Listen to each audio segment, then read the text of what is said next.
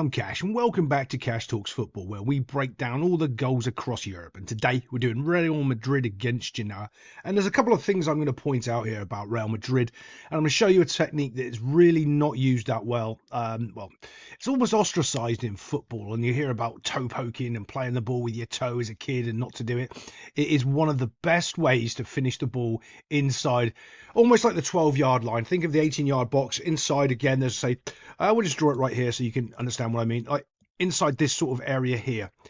And we're going to show you a couple of different examples today. One goal and one nearly goal using your toe.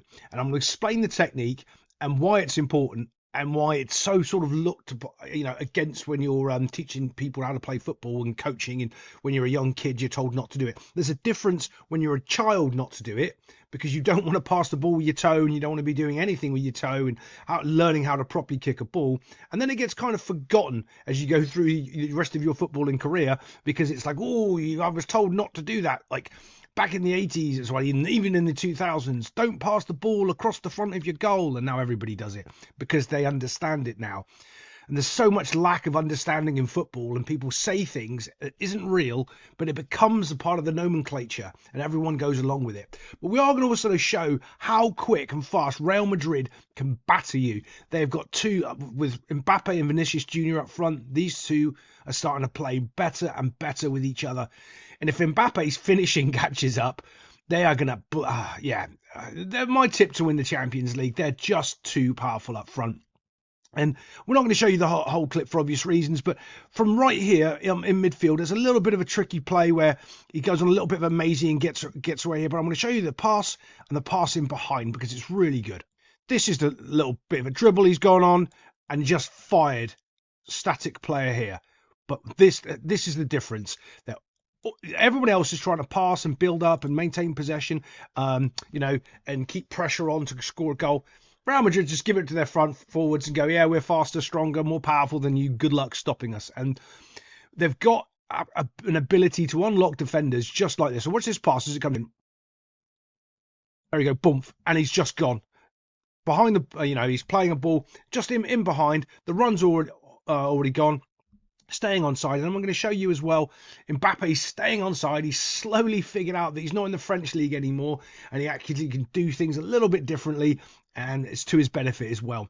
But yeah, straight away on the counter-attack, off the... Now Vinny Jr., all he's done is just run down the line with his pace, and then just managed to find a little pocket, run back into the 18-yard box, and his mates coming to back him up, who set him on his way. Mbappe, they did this well all game. Mbappe's going to get inside this area here and look to finish. And this is the finish we're going to talk about here today, because he gets it right, but he gets it wrong at the same time. He gets the right technique, but he doesn't execute it or get it away from the goalkeeper because his finishing just isn't there.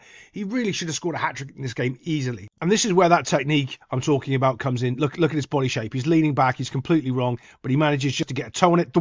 And it's lots and lots of power when you do it right. I'm going to show you from the other angle so you can see it a little bit better. In fact, no, I'm not, because I can't find the highlight that I was watching earlier. Oh, my goodness. That's the problem when you watch too many games and you're doing too many things. You can't find what you're looking for all the time. But we can look at the Luka Modric goal. There's more on that. Don't worry, I'm going to show you more on that technique in a second, because I will find it. Here's Luka Modric, and it's just a quality. Ball comes out, bump, hits him on his chest. And he's showing Jude Bellingham, this is what how you're supposed to score goals. I know you're off having a red card and having a bit of a weekend off, but this is what you do. This is what quality midfielders do. And Luka Modric isn't known for his striking ability or being able to strike from distance at goal. This was a hit with purpose. It's a great strike. Boof. Oh, it's a quality strike. Let's watch that again. It's one of those things that people don't realise as well. The reason it sits up so nicely is because of his chest control.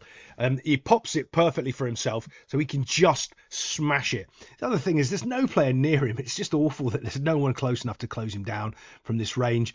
But, it's a good goal, isn't it? That's a great goal. Yeah, you'll take that if you score one of those, won't you? Let's move it on, though, because I do want to show you a couple of these Mbappe clips for why he's getting better and worse, and the little toe pokes. The last couple of weeks, this is what Mbappe's been doing really well. And if you watched him in the Man City game in the Champions League, you'll see it.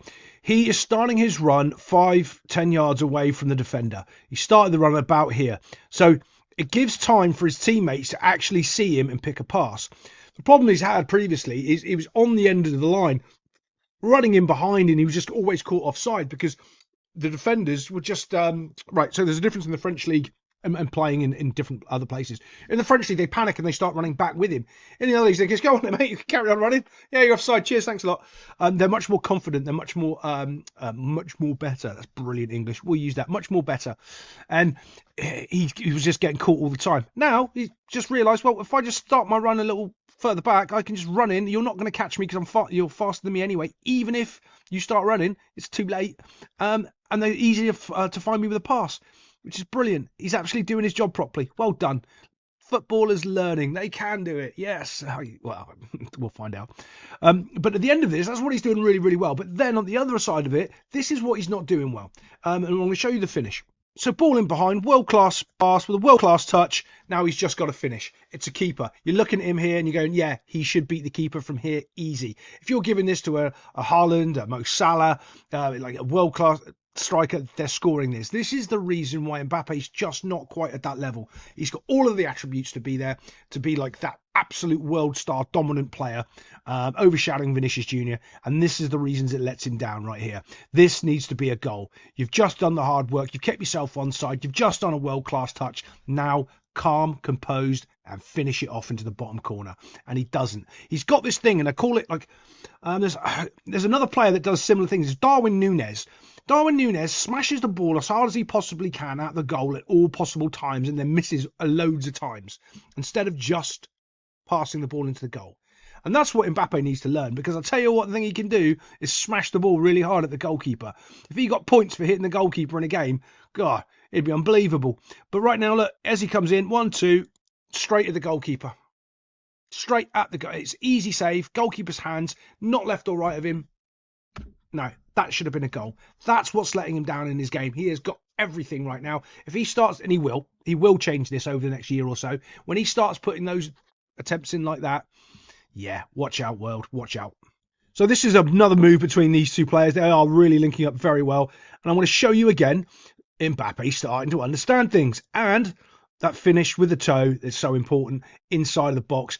And this angle that I'm going to show you from Vinny Jr. scoring it is going to show you exactly the power of being able to finish the ball with your toe and the strength of doing it. Okay, so here's Mbappe. He's not the ball. He's waiting for the 1-2, but doesn't get it. And guess what he does? Have a guess. He doesn't stand offside. He's realised that there's rules to the game of football, and he gets himself back onside. Watch him. Has a little, oh, no. And he has a look around, and he starts to get back onside. Unbelievable. He's learning. Brilliant. And it sets up the goal. Gets back onside. Then he gets to go again. And then the pass comes. Of course, when Vinny's passed to the one, he's just going to get the ball back. Good luck stopping both of them. And this is one of the things that just amazes me. Watch this pass from Mbappe. Really cultured. Just rolled it perfectly behind in his path. He has it in his locker to make such a creative, nice touch on the ball, which that should have been earlier. But he's doing it in the wrong spot, right? Sorry, he's doing it in the right spot there, but he's doing it in the wrong spot earlier when he just smashed it at the keeper. Now the ball's in behind, and it's just a toe poke finish. Brilliant. Absolutely brilliant. The other reason why you're doing a toe poke finish, right, is because your feet are running with your toes pointing forward. It sounds silly, right? But as you move your foot open for the inside of your foot, you open up your body. The goalkeeper can read that and see that you're actually you're showing him exactly where you want the ball to go. If you're just running with your feet like this and your foot just hits the ball, he's got no reaction time. There's no indicator that you're actually going to shoot the football. It's just too late and it's gone in the goal. And that's what Vinny Jr. does right here. Just pokes it ever so slightly, bump.